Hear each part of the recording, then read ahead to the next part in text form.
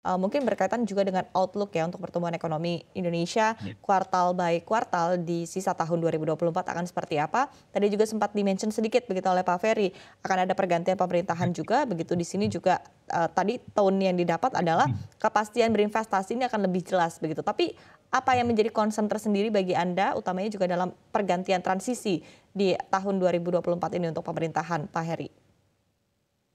Ya, seharusnya memang pergantian pemerintahan ini bisa menjadi semacam kepastian ya bagi dunia usaha gitu ya, karena kan sudah diketahui jauh-jauh hari ya siapa yang akan memimpin ke depan. Kemudian juga apa namanya kira-kira bentuk atau formasi kabinetnya seperti apa, mungkin sudah ada spekulasi di pasar gitu ya, sehingga memang harusnya dengan adanya kepastian pemerintahan ke depan ini menjadi semacam kepastian juga bagi dunia usaha yang diharapkan bisa lebih cepat dalam merealisasikan investasi seperti itu sehingga pada akhir tahun kita bisa memenuhi target realisasi investasi tersebut. Namun meskipun realisasinya tumbuh tinggi, nah ini juga harus bisa berdampak terhadap pertumbuhan ekonomi. Karena kalau kita lihat sekarang, investasi setiap tahun terus naik, tetapi ekonomi kita itu seperti terjebak dalam angka 5%-an.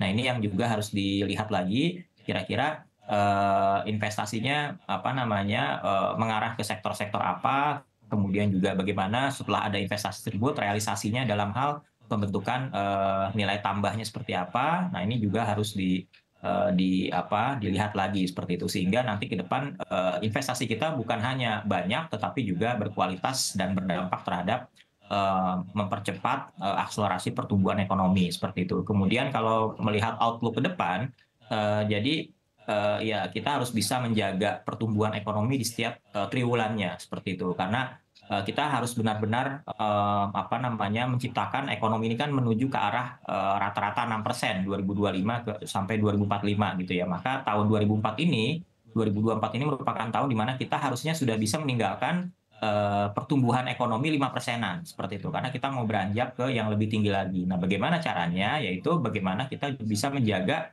pertumbuhan pada komponen pembentuk pertumbuhan ekonominya. Komponen terbesar adalah di konsumsi rumah tangga, kemudian juga investasi, belanja pemerintah, dan ekspor impor. Nah, dari sisi konsumsi rumah tangga ini benar-benar harus dijaga betul ya, jangan sampai ada ancaman penurunan daya beli masyarakat. Ya. Apapun upaya-upaya yang bisa dilakukan untuk Ya. meningkatkan daya beli gitu ya masyarakat ini harus diupayakan Mhm. seperti itu karena setiap triwulan itu saya rasa ada event-event tertentu di mana seharusnya konsumsi masyarakat itu bisa melaju lebih cepat lagi. Seperti contoh triwulan 2 ini ada Lebaran ya, bulan April, kemudian juga ada arus mudik dan arus balik, kemudian juga nanti ada liburan sekolah di tengah Ya. tahun. Nah ini kan harusnya bisa meng-create konsumsi lebih tinggi lagi. Nah maka harus dioptimalkan dari sisi bagaimana pertumbuhan konsumsinya agar komponen PDB kita yang Baik. paling besar yaitu konsumsi rumah tangga ini harus Baik. dijaga betul seperti itu. Baik, tadi dari Pak Heri sendiri mungkin ada concern atau catatan begitu yang diamati oleh para ekonom sendiri terhadap tadi kebijakan-kebijakan yang diambil oleh pemerintah untuk tetap menjaga daya beli masyarakat. Tadi sudah disampaikan juga oleh Pak Ferry begitu. Tadi tidak hanya dari sisi masyarakat lapisan kelas bawah saja, tapi juga strategi yang dilakukan untuk kelas menengah. Seperti apa, Pak Heri? Ya, dari berbagai bauran kebijakan saya rasa sudah cukup banyak ya. Tinggal bagaimana perlu ya dukungan lintas sektor yang bisa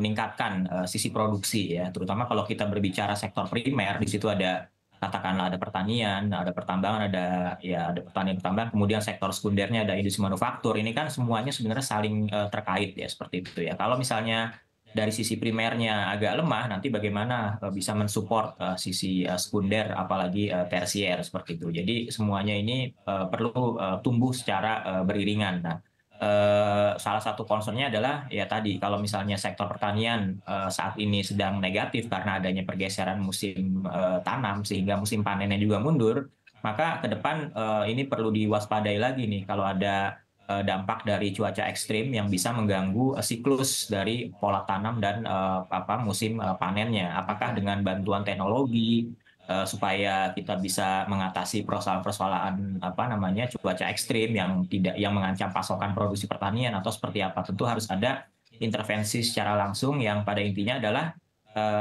masalah gangguan iklim, gangguan cuaca ini jangan dijadikan alasan di sektor pertanian yang tumbuhnya negatif seperti itu. Harusnya kan ini sudah bisa diantisipasi jauh-jauh hari karena kita yang namanya gangguan iklim atau cuaca ekstrim kan bukan sekali dua kali ini saja. Nah, Ya. tentu ke depan harus ada sentuhan teknologi nih kalau menurut saya agar sektor pertanian ini bisa meningkatkan pasokannya seperti itu sehingga kalau pasokan meningkat stabilisasi harga diharapkan juga bisa terjaga Oke. sehingga daya beli juga bisa tetap kuat seperti itu. Nah, Oke. kemudian juga di sisi yang lain ya pembukaan lapangan kerja melalui masuknya investasi ini juga diharapkan bisa terus tumbuh seperti itu.